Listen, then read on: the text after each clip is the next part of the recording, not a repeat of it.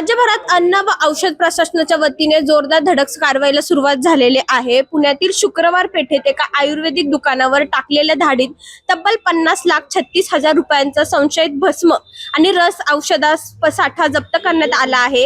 या औषधांवर आवश्यक माहिती नसल्याने आणि दुकानाकडे खरेदीची कोणतीही कागदपत्रे नसल्याने एफडीएने हा साठा जप्त करीत पुढील तपास सुरू केला आहे। विना परवाना भस्म आणि रस औषधांची विक्री होत असल्याची माहिती मिळाल्यानंतर अन्न व औषध प्रशासनाने शुक्रवार पेठेतील कल्पतरू आयुर्वेदिक या दुकानावर छापा टाकला। तपासणी दरम्यान प्लास्टिकच्या पिशव्या, भरण्या आणि बाटल्यांमध्ये मोठ्या प्रमाणात भस्म व रस औषधा साठाचा आढळून आला। मात्र या औषधांवर बॅच क्रमांक, उत्पादन तारीख, मुदत संपल्याची तारीख, उत्पादकांचे नाव, पत्ता आणि परवाना क्रमांक अशी कायद्याने आवश्यक असलेली कोणतीही माहिती नमूद नव्हती। इतकेच नव्हे तर दुकान चालकाकडे या औषधाच्या खरेदीची बिले किंवा मालकी दर्शवणारी कागदपत्रेही सादर करता आली नाहीत।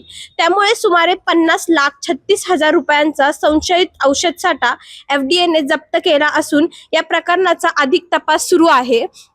एकंदरीतच आपण पाहतो, जेव्हा आपण आजारी असतो तेव्हा औषध आपल्याला बरं करतं, मात्र या औषध साठ्यामध्ये देखील बेकायदेशीर औषध साठा देखील जप्त करण्यात आलेला आहे।